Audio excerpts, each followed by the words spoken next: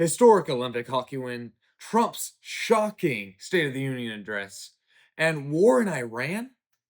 All this and more on the other side. Welcome to the Beacon.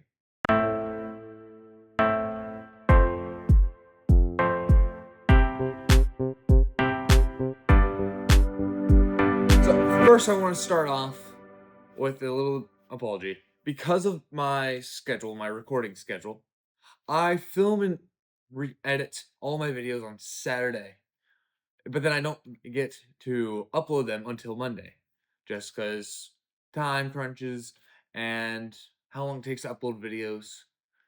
Also, I don't want to upload on the Lord's Day, so I go for a Monday.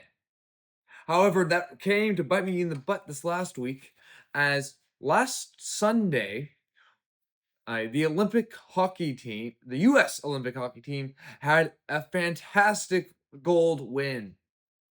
So I'm not one who typically is into sports, but I came into church Sunday. I teach a Sunday school class, and some of my students came in and were like, "Oh my gosh, we won! The U.S. won hockey. We got gold!" And I didn't really care. It wasn't until later that I learned the importance and historicness of this win. So, this was the first U.S. Olympic hockey gold medal since 1980. So this year, Jack Hughes and the rest of the team broke a drought that was 46 years. That is historic. Jack, and even more than that, I just want to congratulate Jack Hughes, the player who scored. Well, not only did he score the winning goal, that some are calling the golden goal, but he also got punched in the mouth and lost a tooth and a half. Truly an American patriot. But not only that, he hasn't just hoarded all of the glory to himself, he has been sharing it with his teammates.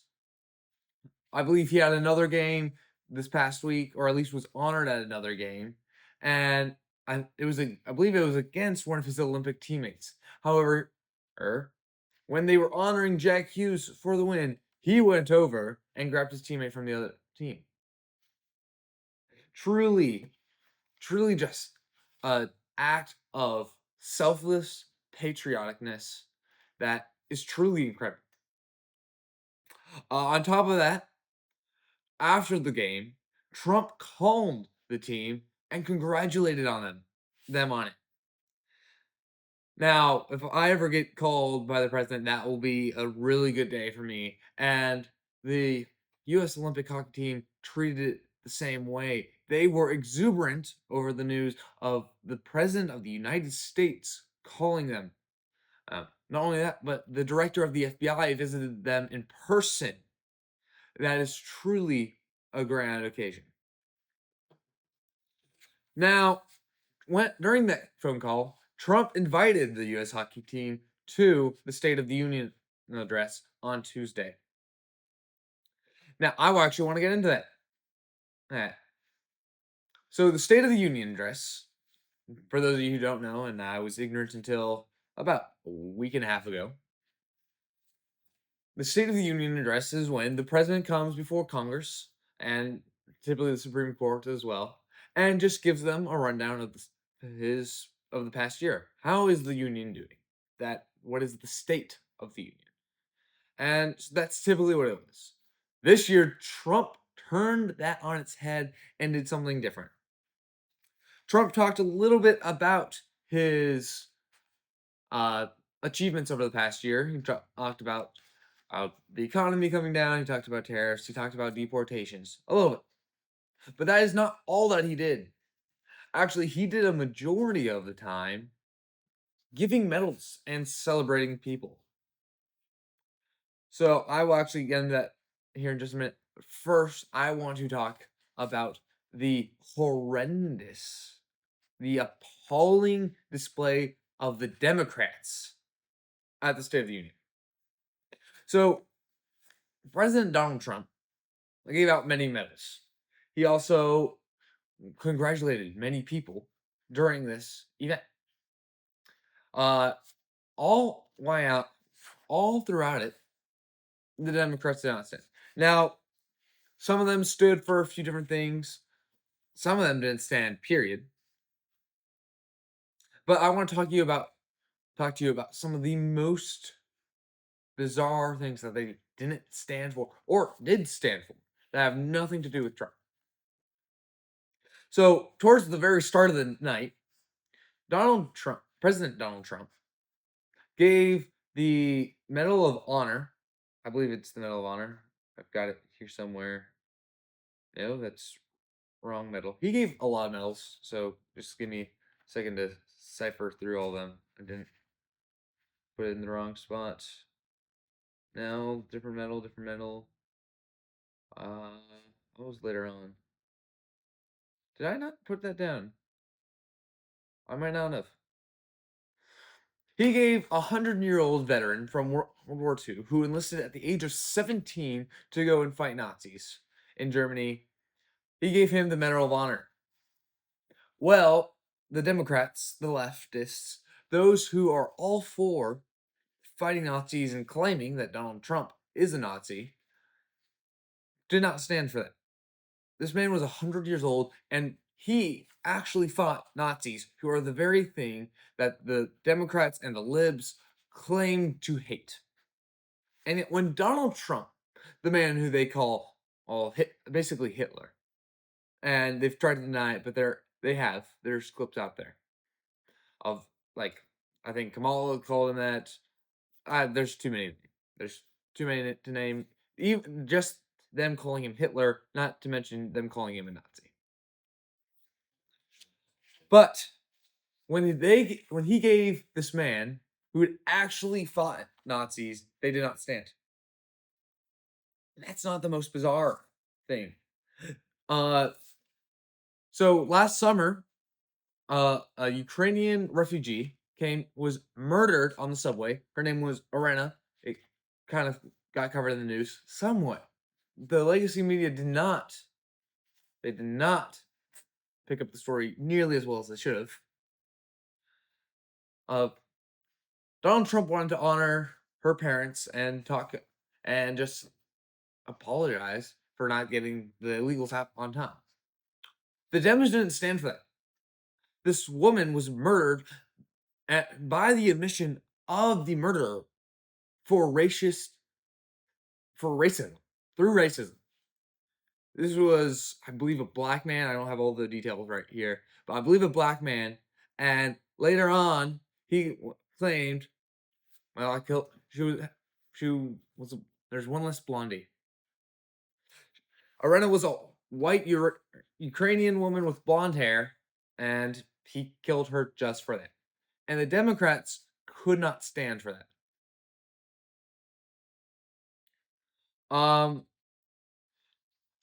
For Erica Kirk. Erica Kirk was at the State of the Union, and Donald Trump wanted to honor her as well. He called out that we should not promote political violence, and yet again, the Democrats did not stand. However, they did stand for a few things. Some of them did, not all of them. I don't think Nancy Pelosi stood for anything. I don't think Ilhan Omar stood for anything. But the majority of the Dems stood for the murdered service member, who is, I think, a part of the National Guard or Secret Service. I cannot remember which at this moment. Actually, I have the notes here somewhere. Sarah Beckstorm, an Army specialist and fellow National Guardsman, and was well, I'll get to that here in a minute. She was murdered while coming to a call of violence around the White House. She was shot in the head and did not survive. The Democrats thankfully did stand for that, and if they had not, that would have been a huge blow to them. They also surprisingly, they stood for insider trading. When Donald Trump said he wanted to stop insider trading, a majority of them stood for that. So that was something that surprised me. Now, I mentioned a few minutes ago how Donald Trump was handing out medals, kind of like a parade hands out candy, except none of these people didn't deserve it. These were all very valid medals that he handed out. Eric Slover received the Medal of Honor for his actions as a helicopter pilot during the U.S. raid that captured Venezuela leader Nicolas Maduro. Despite being severely wounded in the leg and hip, Sullivan continued to fly and reposition his Chinook helicopter under heavy fire, enabling the mission's success. So, according to Donald Trump during the State of the Union, he said that Chinooks, and I do not know this, I haven't confirmed this, Chinooks are very leg heavy when it comes to maneuvering them, when it comes to operating them. You need your legs. Well, Eric was shot many times in the legs, so much so that reports say that his blood was flowing down the helicopter. The helicopter was reportedly he landed at somewhat of an angle, allowing the blood to pour out, and it was just pouring down. He continued to operate the helicopter, and which led to the success of the mission. He actually got to the point, I think, where it was finally safe, and he turned to his co-pilot and is on record saying, "Take over. I'm about to pass out." This man was shot in the leg multiple times, uh, times, and still operated this helicopter to the point of passing out. So he received the Medal of Honor.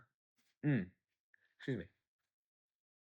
Royce Williams, a 100-year-old retired Navy captain, was also awarded the Medal of Honor for his heroic aerial combat during the Korean War in 1952. Flying a Grumman F-9F Panthers, he shot down 4 Soviet MiGs 15s in a classified dogfight over the Sea of Japan, an act long unrecognized due to Cold War secrecy. Royce Williams, his plane was reportedly shot like 200 times, and he still returned home safely, and taking out multiple Soviet gunships. And because of this classified nature of the mission, he was not able to receive a medal. However, Donald Trump has been on a rampage of declassifying documentation and was finally able to give this man the recognition that he deserved, that should be required for him, and that was the Medal of Honor. We talked about a minute ago about how the Dems want to stand for the other 100-year-old war veteran who was honored there, and they did mostly stand up for Royce Williams. Again, it was about half of them from the video, from watching the live stream. It looked about only half of them stood up for him. Andrew Wolf, an Air Force Staff Sergeant, was awarded the Purple Heart after surviving a fatal ambush near the White House in which he was shot in the head.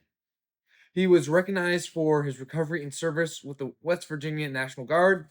So this was actually during the same accident with Sarah Beckstorm, who we talked about just a minute ago, who was also awarded the Purple Heart posthumously. Her parents accepted the honor on her behalf. So both these people, Sarah and Andrew, were shot. And Sarah, sadly, not recovering. And Trump gave them both the Purple Heart, one of the highest military honors we have. So Andrew Wolf actually was expected to die. The surgeons and the doctors who were working on him, they thought he was going to die. President Donald Trump, after seeing like the damage and like the doctor's reports, he also thought they were going to die. But Andrew's mother came in and said, "No, he's not going to die. There's way too many people praying for him to die." And then he didn't. He made a miraculous recovery, and it was a true testament to the power of prayer. Scott Ruskin, a Coast Guard petty officer, second class, received the Legion of Merit for rescuing 164 people, including children, at Camp Mystique during the deadly Texas floods of 2025. The president highlights his extraordinary heroism during his first rescue mission. That was truly an honor, and again, I think the president did good in that. Uh, and then the final one that's on my list, despite the World War II veteran, is Connor. Oh, pardon me if I butcher this last name. Helibayek. Helibayek. The U.S. Men's Olympic hockey team's goalie was announced the recipient of the Presidential Medal of Freedom. Um, so again, President Trump just going all out to respect the and honor the U.S. men's Olympic hockey team, which actually I forgot to play this earlier. I meant to, but I just want to show real fast the State of the Union's reaction to the U.S. men's hockey team entering the State of the Union. People are asking me, please, please, please, Mr. President, we're winning too much. We can't take it anymore. We're not used to winning in our country. Until you came along, we're just always losing, but now we're winning too much. And I say, no, no, no. You're going to win again. You're going to win big. You're going to win bigger than ever. And to prove that point, here with us tonight is a group of winners who just made the entire nation proud. The men's gold medal Olympic hockey team. Come on in.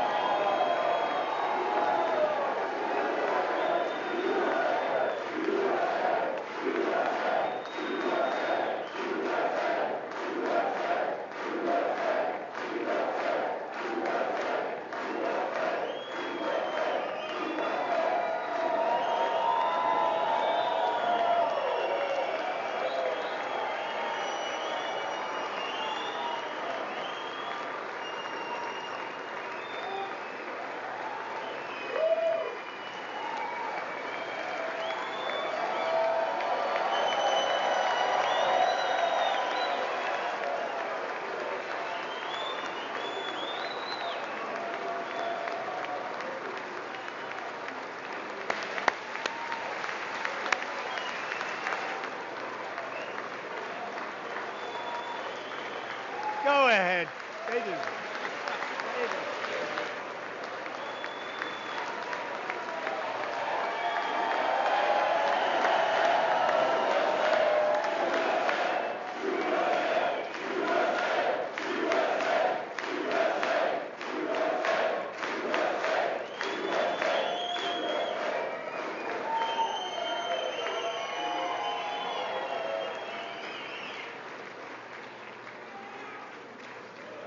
That's the first time I've ever seen them get up.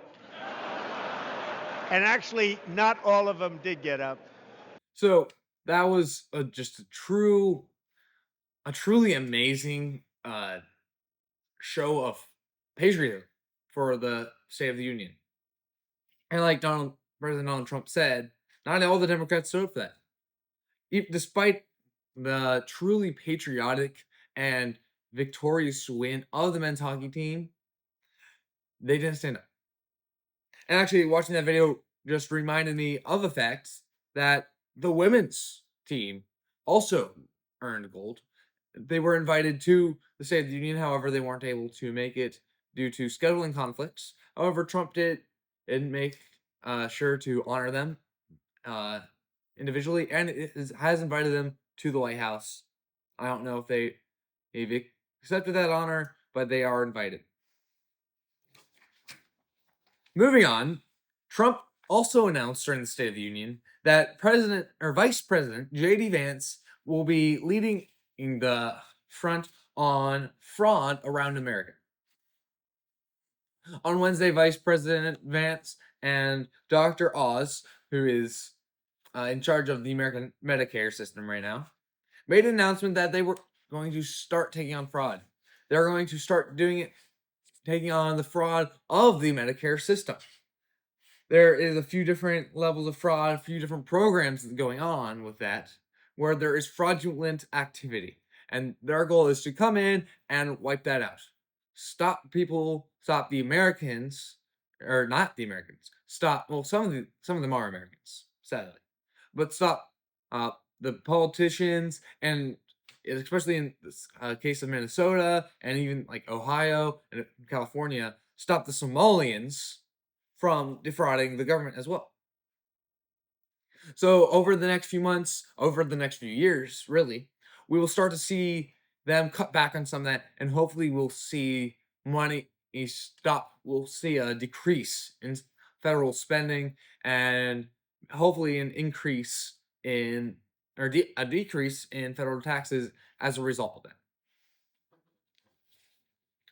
that. Uh, our final big story for the day, and this one just happened earlier today on recording, and this is a few days old by the time watching this. Remember, I'm recording this Saturday. You'll watch this on Monday or later. Finally, we face the biggest issue of the week. The U.S. in coordination with the nation state of Israel made a successful missile strike on Iran earlier this morning. They targeted missile bases or nuclear infrastructure, some missile bases, anti-air and naval defense stations, as well as command centers. During the strike, which was dubbed Epic Fury, there were reportedly no U.S. casualties, and shortly after, a few hours after, Iran retaliated with a strike upon a U.S. naval base in Bahrain.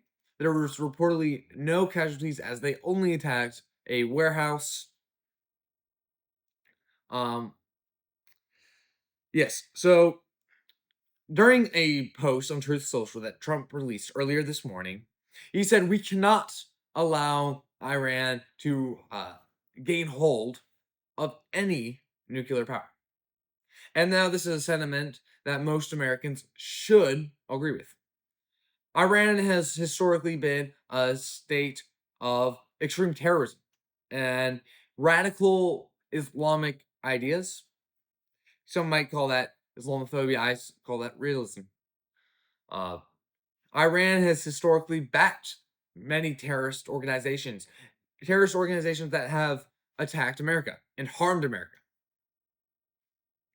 So we cannot allow them to gain the nuclear capability to attack anywhere, especially not the United States.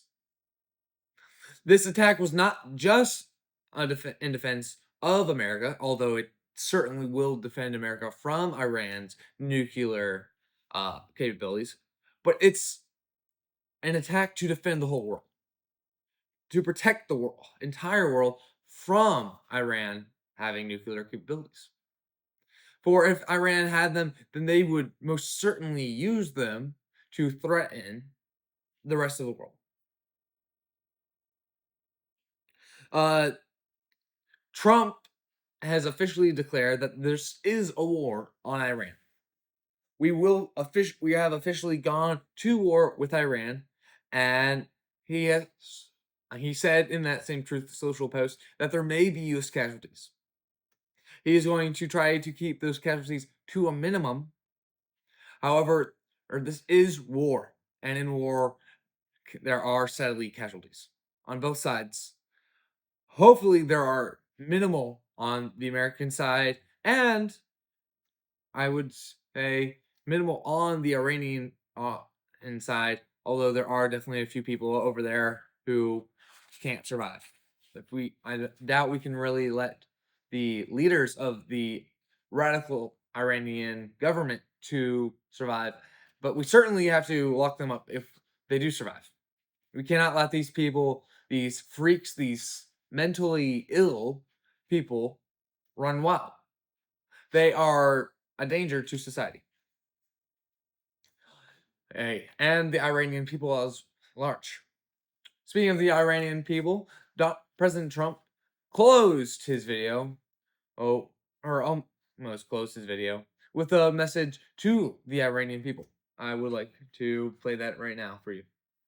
The great proud people of Iran, I say tonight that the hour of your freedom is at hand. Stay sheltered. Don't leave your home. It's very dangerous outside. Bombs will be dropping everywhere. When we are finished, take over your government. It will be yours to take. This will be probably your only chance for generations. For many years, you have asked for America's help, but you never got it. No president was willing to do what I am willing to do tonight. Now you have a president who is giving you what you want. So let's see how you respond. America is backing you with overwhelming strength and devastating force. Now is the time to seize control of your destiny and to unleash the prosperous and glorious future that is close within your reach. This is the moment for action. Do not let it pass. So in that video, President Donald Trump uh, addresses the Iranian people. He tells them this is a time for action and calls them forward. He says that we are going to dispose of the radical Islamic regime that has been terrorizing not only the Iranian people but a large portion of the world as well.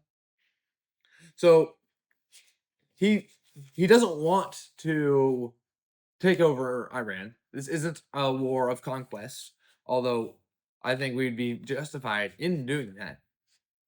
This is a war of liberation. The Iranian people have been calling upon America for generations, for not generations but decades. They've been asking us for aid and for help, and we haven't been able to send it to them. We haven't sent it to them, despite all of our wars in the Middle East. We have not given the Iranian people the help, the relief that they've asked for. We weren't asked to go into Afghanistan, but we chose to.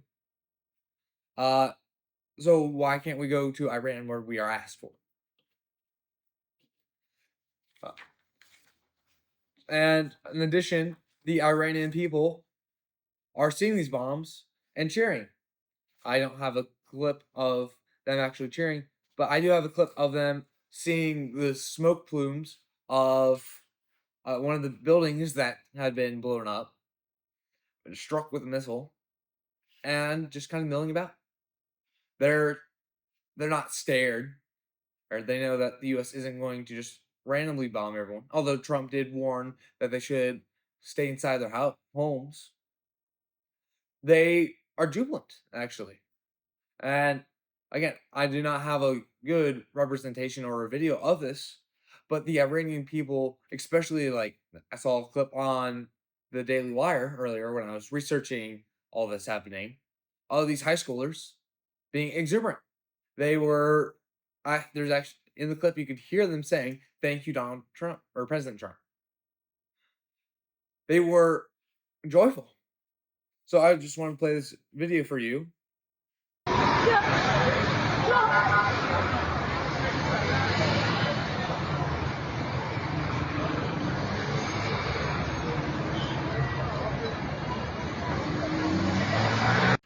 As you can see, those group of people in the background, they weren't caring. They were actually watching it. So they are not afraid of this war. They are not fearing for their lives. Now, so this war in Iran, it's necessary. It's good. As much as I wish we were kind of focusing more closer to home, it is a threat, and we need to be watching it. Now, I want to move on to our rapid fire news. So, welcome to the rapid fire news. I kind of started this last week. I'm officially starting it now. Rapid fire news is where I just kind of go through some of the smaller news lines and just kind of break them down and say why they're good. I'm not going to do a full dive into them where like 5 minutes, more like 30 seconds to a minute per headline, or not they're not headlines, they're just kind of bullet points for me. And I will just kind of talk through them. The first is something else that President Trump announced during the State of the Union is he will be working with AI companies and requiring them to start supplying their own electrician or electric. These companies are massive and they're constantly building new AI plants, so they have the money. That so when they build an AI plant and warehouse or whatever to have a power bank storage facility, I'm blanking on the correct name right now. They will also just build a power plant right next door. This will do two things.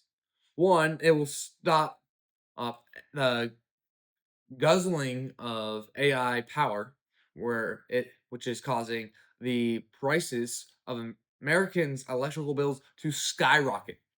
I've talked to many people in my life who've faced these bills. I'm currently blessed to not have to pay electrical bills yet, but I will in the future, and I am glad that Trump is seeing the exuberant prices and is trying to lower them.